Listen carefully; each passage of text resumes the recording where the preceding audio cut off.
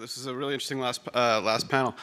So we've got a bit of time for questions for any of the three speakers, or any general questions that anyone has for people who might be here. Professor Weinstock. Do I need to speak to the mic? Just stand up. Yeah. So I have a question for our last speaker.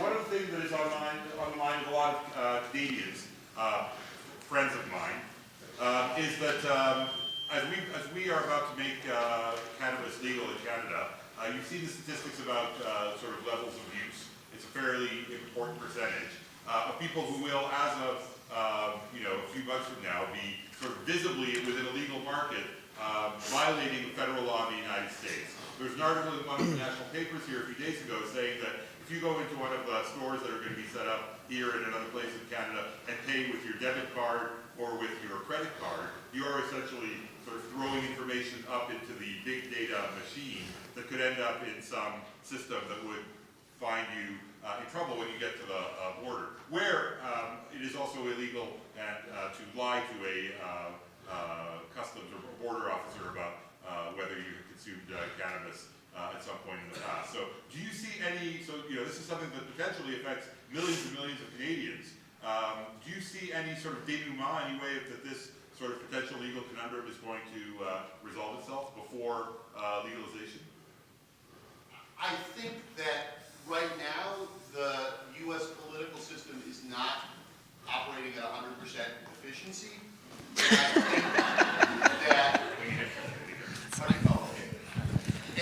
And I think that, and I think that that type of interaction would really require our system to be operating better. I think that it's possible to be resolved, but in the near future, no. Listen. Right now, the U.S. is trying to close its borders. Our government wants to make it harder for people to come into the U.S. So I don't see the U.S. government in the near future working out an accommodation with Canada. Might that happen with a different government? Yeah. Is it going to happen until before 2021? No. Sir? In places where marijuana has been legalized, has consumption increased? And if so, has there been any policies dealing with that issue? Caitlin, you want to take that one? Yeah. Or you can just use the microphone. So I think João Galal is probably going to be speaking a little bit about this in relation to Portugal. But I mean, the general finding when you look across places that have moved from criminalised regimes to decriminalised or other sorts of systems is that rates of use don't increase significantly. And often there can be reductions. What you often see is increased reporting. So you have to be a little bit aware, but that can be because there is less stigma around use. So lifetime trends often kind of trend up, but when you look at recent use trends, they remain stable. Okay, but once that happens, Yep. has the authorities in whatever jurisdiction done anything different than what they had done before in terms of usage? Yeah. Well, it depends on particular jurisdictions. We look across the world, there's over 26 countries that have removed criminal penalties for drugs in some way, kind of shape or form. And so you've got so many different varieties of systems now. But some do increase their education, and I think that's kind of this is coming out as kind of the general best practice. If you're going to reform laws and potentially reduce stigma, then it's worth investing in good education campaigns, providing more harm reduction messaging, and doing it in a way that increases the potential for good, sensible decision making. Well, then my last point is, have those programs worked? Did they accomplish what they set out to do? Or is it just political correctness?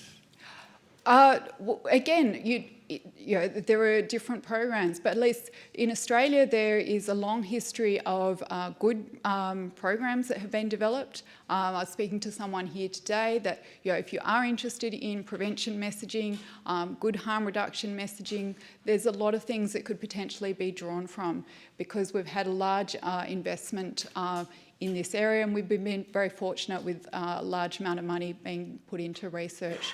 So there are a lot of resources out there. Thank you. Mr. Costa? Yeah, a question. You need the microphone? Where'd the microphone go? Oh, do you want me to just grab it?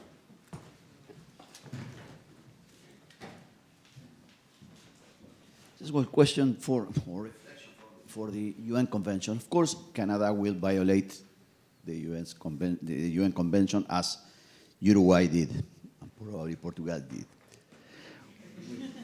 Probably, I say probably. Any case, but nowadays, do you think that the UN Convention 4 has the power to really enforce the UN Convention?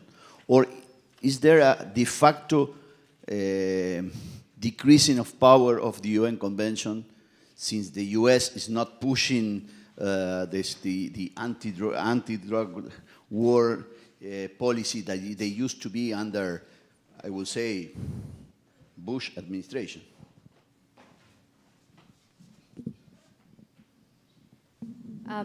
So I think that's a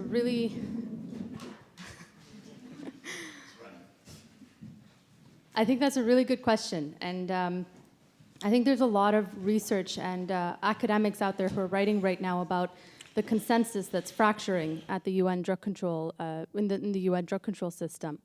I think that even if it is if there is no enforcement,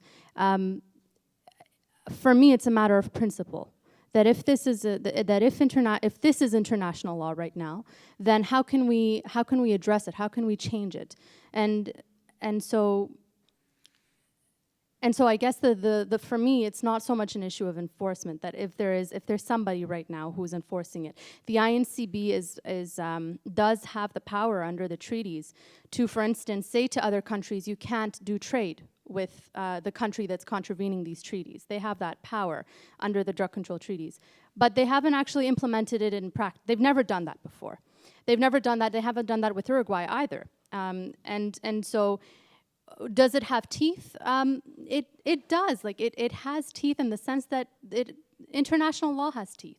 If you don't respect international law, if everybody doesn't agree with it and do it in good faith, then we're just setting ourselves up, I think, for a crash course in history.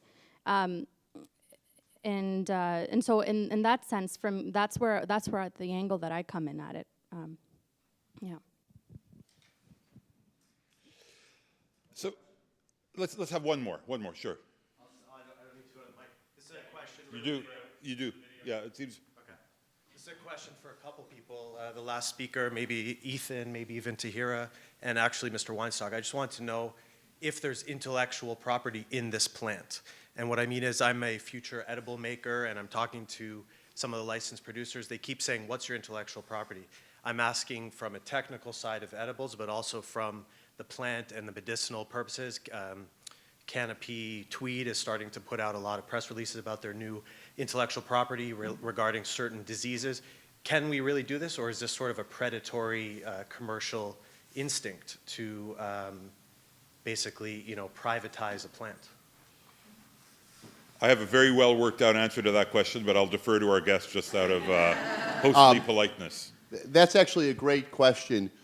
And I'm not an IP lawyer, but I was recently at a presentation, and one of the speakers was from a company that is cataloging each strain. They're literally cataloging the genetic components of each strain, and one of the purposes is so that if you go to a store and buy something that purports to be Blue Dream, that you know that it is in fact going to be Blue Dream. And so I think that at least in the US, because of the conflict between federal and state law, you're not yet at the point where you're going to have federal IP rights with regard to plant-touching products.